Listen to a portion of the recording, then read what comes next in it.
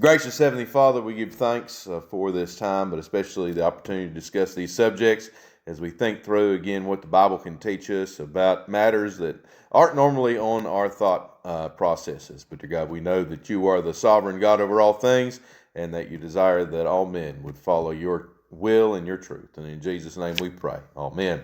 So tonight our subject is criminal punishment. How nations should deal with law breaking and lawbreakers. Just to kind of give some background, kind of how we talked about several of these subjects, a lot of the things that, are common nowadays have only been common for, a couple centuries, and prison is definitely one of those things. One of the things about prison, and what we think about prison, like correctional facilities and penitentiaries and things of that nature, they really did not start becoming a reality until the 19th century. Prior to the 19th century and late 18th century, everybody had a jail, right? Jails have been around forever, right? Where were the disciples in the book of Acts all the time?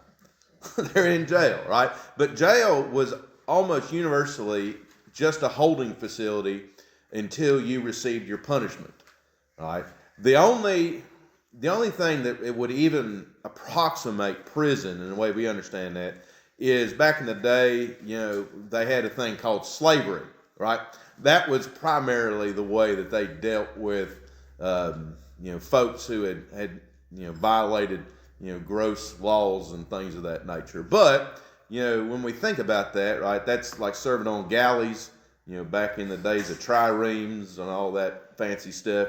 Or, right, what would the British government often do with criminals back in the 18th and 19th century? Ship them here, right? That's the whole reason Georgia exists, right? That was the prison. In fact, many of our Covenanter forefathers, when they were arrested in the late 17th century, the British shipped them to the plantations in Jamaica, and they served alongside the black slaves just as much as they were there. And you can imagine how long do you think a Covenanter from Scotland lasted on a sugar plantation in Jamaica? Not long, right? For obvious physiological reasons, right? Because if your entire life experience is living in 40-degree cold weather, and all of a sudden now you're working outside in 100-degree and 100% humidity, your body's not exactly acclimated to that, right? So Covenanters died in the thousands in the plantations in the Caribbean. But where else did the British, later on send people? Australia, right? That was the destination for all of their prisoners. Now, the idea of that was to remove people from the presence of law-abiding people, right? So that's really where the concept or the idea of long-term imprisonment came from, right?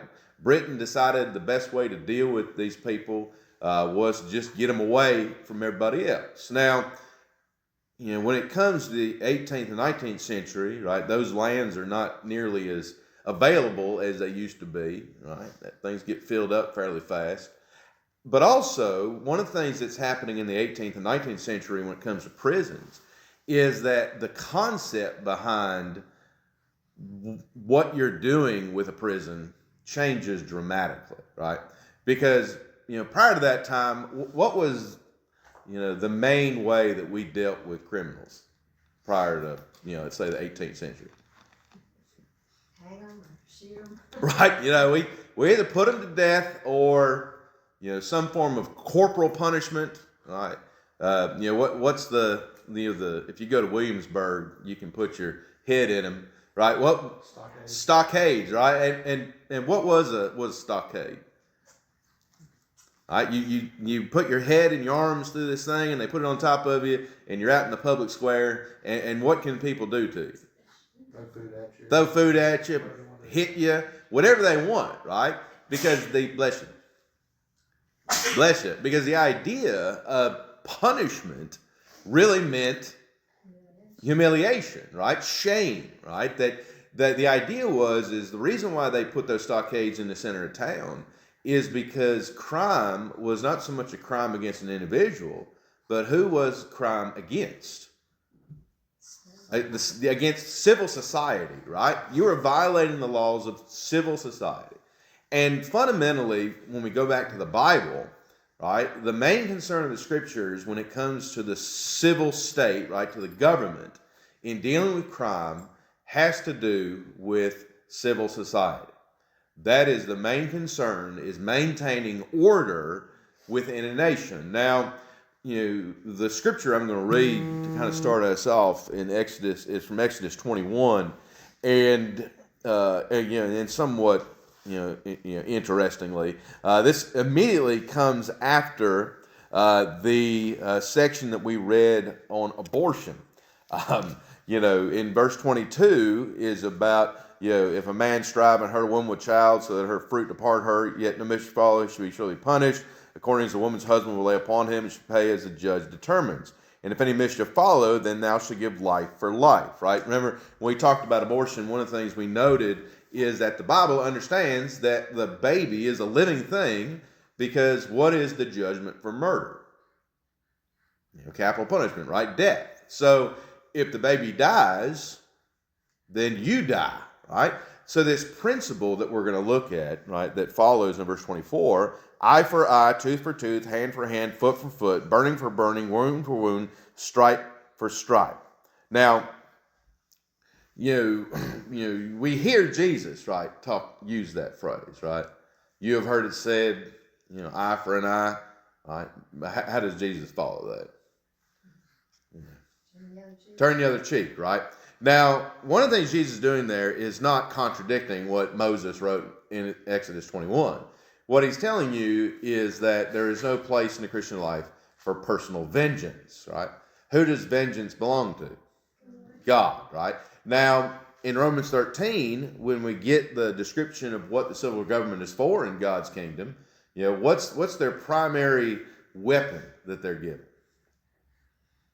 What do they rule by? The sword, right? The sword, right? Now, the idea there is that who alone has the right to put people to death? Well, God does, right? And who is he given that authority to? The state, right? One of the things we see with Jesus in John 8 is, those guys come to him with a woman caught in adultery, and he, and they're wanting him to make an adjudication. Well, he says, you without sin cast the first stone. And his statement there really is that I'm not the civil magistrate, right? It's not my job to determine guilt, that's someone else's responsibility, right? So, we see even in Exodus 21, there's a separation between church and state, right? The church is the place of grace and of mercy and of love and of all these things. Kind of piggybacking off on something I said a couple weeks ago in the sermon, the state operates under covenant of works, right? Not a covenant of grace. Right? The state is called by God to maintain order in civil society, and the primary means by which the state does that is the sword, right? So when we read in Exodus 21, eye for an eye, tooth for a tooth, hand for hand, foot for foot, what we're meant to take from that is that the principle of law and of punishment is that punishment must fit the crime, right? That punishment must be equal, in justice. So do we put people to death for robbing the 7-Eleven? No, right? How would somebody be put to death for robbing a 7-Eleven? If they killed the clerk. Right, if they killed the clerk, right? But, so we understand that, again, there's differences between what we would call capital crimes, what we would call, kind of, normal crime, however you want to phrase that. So the Bible, again, understands this difference that, criminal law has to follow just principles, right? Now, when we think again about that, going back to prison for a second, one of the things that happens in the 18th, 19th centuries is that there's folks in Pennsylvania who descend from William Penn, and are known as Quakers, right? And the Quakers are famous for being pacifists. Right? That's one of the details of their faith. Now, what particular judgment do you think doesn't have a place in a pacifist theology? Right, capital punishment, right? The Quakers were against the death penalty, right? But they also understood that criminals needed punished. But they believed that the best way to deal with a criminal is to, reform the criminal, right? So guess where the word penitentiary comes from? All right, what's the first half of that? Penance, right? So the idea that the Quakers had, right, and it's even called the Pennsylvania model, right? And the earliest prisons that were built, right, their structure follows this pattern. They were circular, right, and there was a center guard shack, you want to call it that, right? And so the guard would stand in the middle and look at all of the prisoners, right? Now the prisoners would be in solitary for most of the day, right? There was no community place in those jails. Now, what do you think the idea was? What are the prisoners supposed to be doing by themselves in their jail cell? Reflecting on their poor choices in life, right? The idea is that they would be reformed, right? That they would be, what's the other word we use nowadays for prisons that you think follows that same principle? What do we call the big state prisons? We don't call them prisons anymore. What do we call them? Penitentiary. No. Supermaxes. Yeah. Correctional facilities, right? Because the idea is that why do you send people to jail? To correct their behavior, right? The idea behind the entire prison system, going back to the early 19th century, is that we need to put people in jail for long periods of time so that they can learn the consequences of their actions, right? Now, obviously, the Quakers wanted them to understand these things in the context of Jesus, right? But, how long do you think it took for that part to kind of dissipate? Not long, right? So you had this whole system set up where, before, the 18th century, the primary way of dealing with criminals was corporal punishment, fines, or, capital punishment, right? And the idea before we kind of got into our modern ideas of this is that judgment should be swift, direct, and purposeful, right? So if you stole, let's say you stole, 5 bushels of corn in medieval England, right? The law said that, that you followed the biblical pattern, and the way theft was dealt with in the Bible, right? We see this with Zacchaeus in the Gospel of Luke. You remember when Jesus comes to him and he's converted, right? He tells Jesus that he's returned 4-fold of what he has stolen. Now, that principle is a biblical principle. Now, one of the things that Zacchaeus shows is that he's learned from Jesus, right? Because Jesus tells us in Sermon on the Mount, right, that if a Roman soldier asks you to carry his cloak 1 mile, how far are you supposed to carry it? 2 miles, right? So you're supposed to double up, right? That's part of the thing. Now, according to the biblical standard, if you steal 5 bushels from somebody, not only do you need to return 5 bushels, but what do you need to give them? The equivalent of 5 more bushels, right? So you return double what you stole, right? Now, would there be any penalty past that? You may get whipped, right? There might be a physical punishment, like corporal punishment. But if you stole 5, things of grain in medieval England, would you go to jail for 10 years? No, right? You would receive your punishment. It would be paid, and it would be dealt with, right? And part of the idea behind that, according to scriptures, is that we are to remind ourselves, to be reminded that the nature of judgment again is to not further punish the person who has been done wrong, right? How much do you think it costs a year to imprison somebody in the state prison in South Carolina? The person, It's expensive. $23,000 a year is how much it costs to keep somebody at Evans Correctional Facility for a year, right?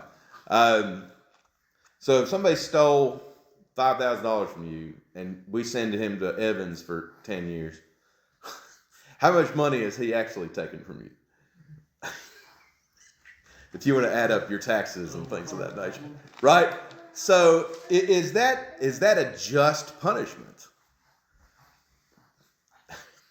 I mean, just from, again, a standard of thinking about the nature of crime and punishment, right? Not only have you defiled the image of God in the person who stole, right? What's the unfortunate reality of the kind of life that a thief would experience in a correctional facility in the United States in 2025? They learn more. They learn worse now. They can become part of a gang and everything else now. Yeah. And it's not exactly punishment anymore. A lot of times too. Yeah. I mean, that's part of the thing too, is that there's a word that gets used a lot in legal terms called recidivism. I can't say it right. Recidivism, right? And you'll hear about the recidivist rate sometimes. Now, does anybody know what that means? repeat. Right, repeat offenders, right? On average, what do you think the rate is for somebody who goes to jail for the first time to return back to jail, and then the 3 years after they get out? It's probably 50 or 60%. Yeah, 66% of first-time offenders become repeat offenders. How many do you think go back to jail within 10 years? Yeah, 82%, right? So one of the things about the way the criminal justice system operates today is that often what happens is that the person who committed the crime, right, they receive a punishment, right, and then given that data, what usually happens to that individual for the rest of their life? They become part of the system. They become part of the system. They certainly don't get corrected. They become a ward of the state. Almost in the same way, and for the same reasons that people who get, on, the dole, as we used to call it, right, who get on, state assistance, right, the rates are almost identical, really. If you start on state assistance, how many people get off state assistance at some point in time? Not many, right? Because you become accustomed to a certain way of life, right? There's a famous scene. Y'all ever seen Shawshank Redemption? The movie. There's a famous scene there, right, where the guy who's been in jail for 45, 50 years, gets out, right? And what does he do, right? He doesn't know how to live. He doesn't know how to operate. He doesn't know how to do anything outside of this experience that he's had, right? So does that kind of punishment help the thief?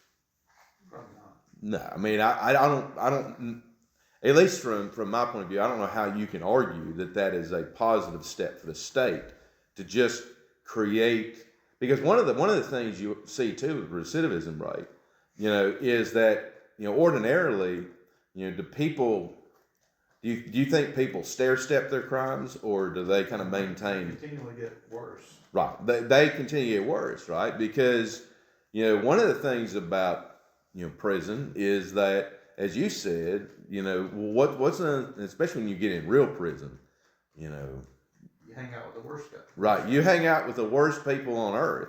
And so what do you think you become? Almost by necessity, right? For safety reasons.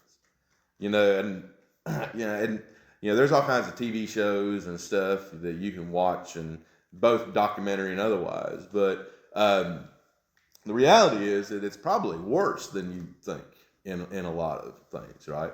Because one of the issues is that if you spend all your day around criminals, well, it's almost like college for criminals, right? Because what do you think they sit around and talk about?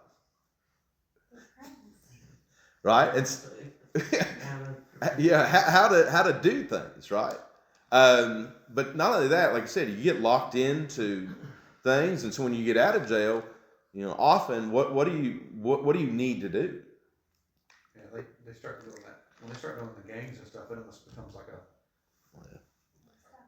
lifestyle. They look for that. Mm-hmm. And they end up. Well, and also, you think about, right, you make promises and you to help certain people, and so you get out and you get, again, that's kind of how things stair step, right?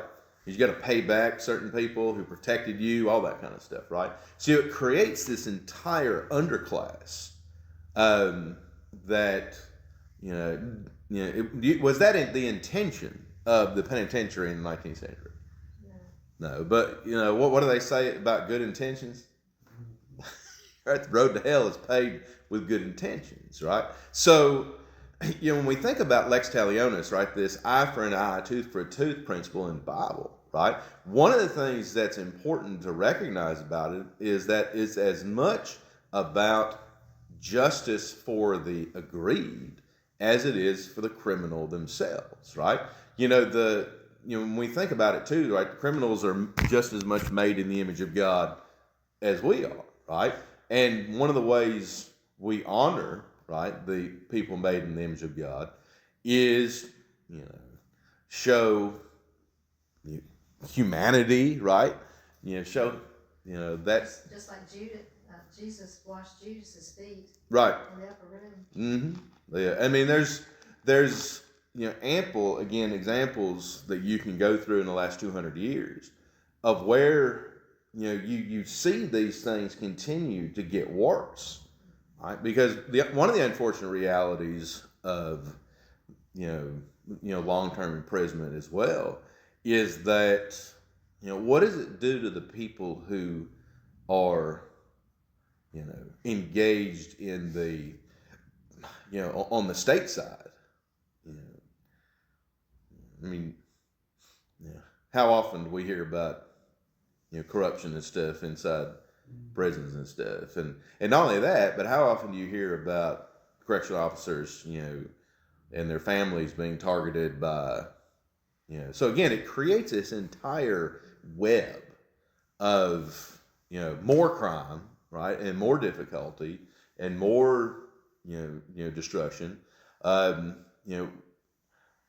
Now, this is kind of like some of the other discussions we had, but is there a simple solution to kind of going back to corporal punishment and swift justice and things of that nature?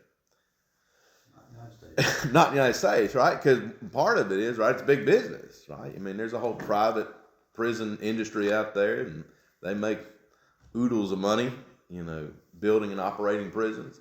But not only on that side, right? We've had 200 years of inertia, right, on that front. Imagine for a moment if they just raised Moss Justice Center, or they still need Moss Justice Center. We got to hold people, but they just went down to what's the big state penitentiary in South Carolina? What's it called? Bishopville. Bishopville. Yeah. Like in Mississippi, right? There's a famous one, Parchman. I don't know what Bishopville's called this in Bishopville. Yeah, and just imagine what would happen if we just opened all the jails. Would that be a solution to that problem? No. Obviously, it would have to be something, slowly diffused, however you want to put that, right? But the bigger problem is that, on the opposite side of the problem today is you have a lot of people out there who are anti-punishment at all, right? I mean, that's one of the big problems we have right now, right? I mean, we're trying to get illegals out of the country, and I mean, how much time and effort has been wasted in the last 3 weeks with one person? Too much. Yeah, too much. Yeah. And, there's currently a U.S. Senator on his way down there to plead for this guy, right? Governor, too. Yeah. And so you got that on the other side, right? That's just as much unjust, right? To deny responsibility for criminal activity, right? Because what does that do? That creates just as much crime as any other thing that you want to talk about, right? You wouldn't have enough place to put everybody. Right. So Yeah. you got as many come across the border. Oh, yeah. If they tried to list all them, you still would. Oh yeah. I mean that's one of the things that lawlessness creates, right? It creates kind of this tsunami to the point where you're almost drowning, right, in injustice, right? That's one of the reasons, again, why the Bible is so clear about consistent, swift justice, right? Because, one of the hallmarks of our Bill of Rights and, the Constitution is what is required in the Bill of Rights when it comes to a court. It's supposed to be at least, right, swift, right? You're not supposed to drag out things, but, how often do you hear about people who have like 2 years before their court case and things like that? Or put somebody on death row for 25 and 30 years. Right. Yeah. I mean, that's unjust on a number of levels, right? They just had a case, well, not a case, hadn't come to trial yet, but down in one of the counties in South Carolina, they couldn't get enough jurors to come in to pick from for a case, so they had to postpone it for another 2 months. I think Judge, 250 people come in to pick out a juror. Right. Yeah. So I mean, there's all kinds of things in the way the justice system operates right now, and to bring it a little bit more down, right?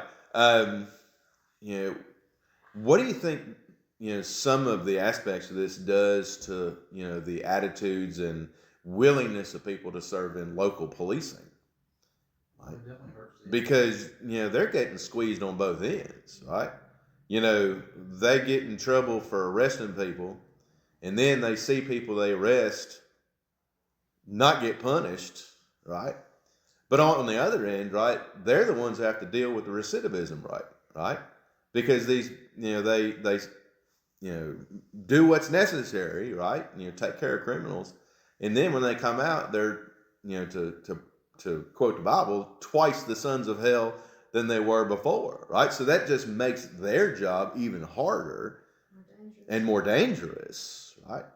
And so we see something again about what happens when everything gets out of whack, right? When a biblical system of justice gets so far afield from what we experience today, right? That it's almost unimaginable in some ways to think of a justice system in the United States or in York County, for that matter, where if somebody stole something from you, the expectation is not only they return it, but they would return twofold, and then maybe the sheriff's deputy would whip them a little bit, and then that would be the end of it, right?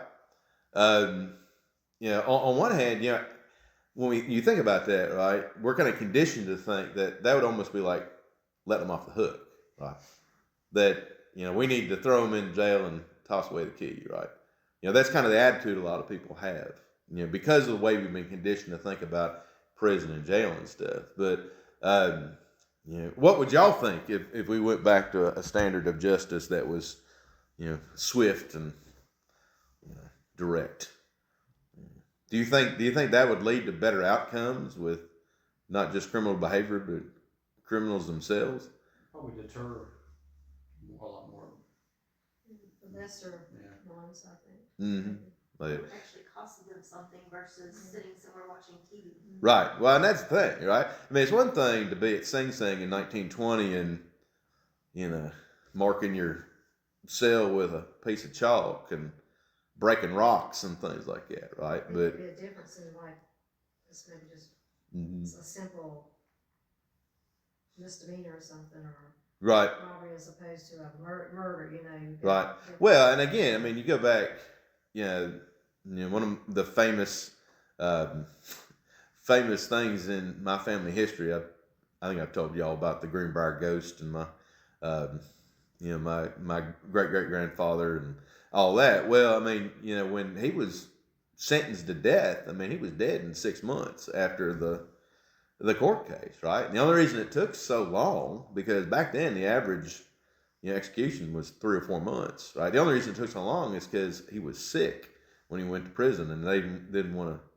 kill him until he got better, which seems kind of strange, but I can see how that would, that's a very government thing, He's got to get better before we. But but again, that's kind of the way the human brain works, right? It looks bad to put somebody to death when they're sick, I guess. I don't know.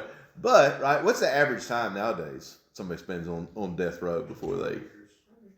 25 years is about... Even in places like Texas and Oklahoma and South Carolina, right, who still put people to death, right? And They have to exhaust their appeal. Right. I mean, there's an appeal process. Some states, have basically banned the death penalty. And one of the weird things we do with the death penalty, I want to segue into it a little bit. One of the weird things we do with the death penalty nowadays is it's like we're pretending that we're not actually putting people to death, right? Because what's the vast majority of death row inmates, how are they killed? Lethal injection, right? Now, one of the ironies of this is that, what are they laying on when they're being put to death? Well, a gurney, right? What do we associate gurneys with? Hospitals, medicine, right? And again, this is like waiting for the guy to get better before you put him to death. If you've ever watched one, right? What does the executioner have on his hands while he's doing it? Gloves, right? Now, why do you wear gloves? Because you're worried about sanitariness for the person who's receiving the shot, right? Notice, what's the other thing that they do right before they put the needles in? They give them a sleeping mask. Well, they swab, right? And a disinfectant, right? And why is that? Because again, we're trying to pretend that we're not doing what we're doing, right? So we're putting them to sleep like a puppy dog, right? And so the safety of the people in the room, because what if this prisoner has a disease? Right. Well, I mean, that's part of it. But again, the whole idea is that again, it's sanitary, right? Now,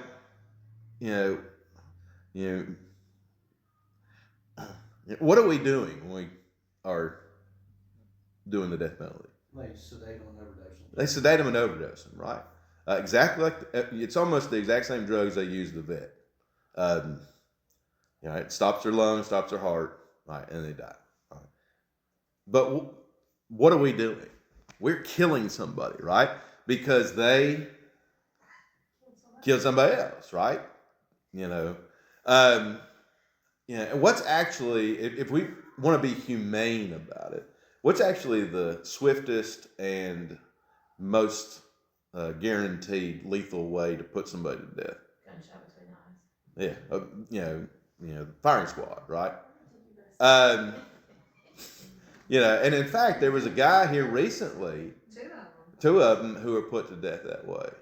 Yeah, and that's pretty much guaranteed, right? You put a 30-06 bullet in the right place, you ain't surviving it, right? And even before that, what is the primary way we put people to death? Hanging, right? And if you do that right, I mean, it's immediate, right? Of course, if you don't do it right, there's a lot of not doing it right. Right? Yeah, there's a lot not, especially in the West. The last public hanging in West Virginia was in 1907. It was the last time they did it in West Virginia. Because America doesn't believe in chopping off people's heads. Right. Well, that would be a swift way to too. But the reality of that is that does not have a high success rate.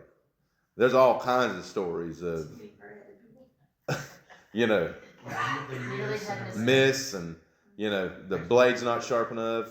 Some people's necks are too strong because they've got muscles and things like that. So, right, but if you're putting somebody to death, should you pretend about what you're doing? No. No, right? Because what are you communicating? That you don't really believe that that's a just punishment, right? So you're pretending about how it's doing it. But I mean, does the Bible command us to put people to death? Absolutely, right? And there should be a somber, seriousness to it, right? And one of the things to think about in regards to that, right? What was the primary way people were put to death in the Old Testament? Stoning, right? Now, remember, that's what the guys want to do to the woman caught in adultery in John 8, right?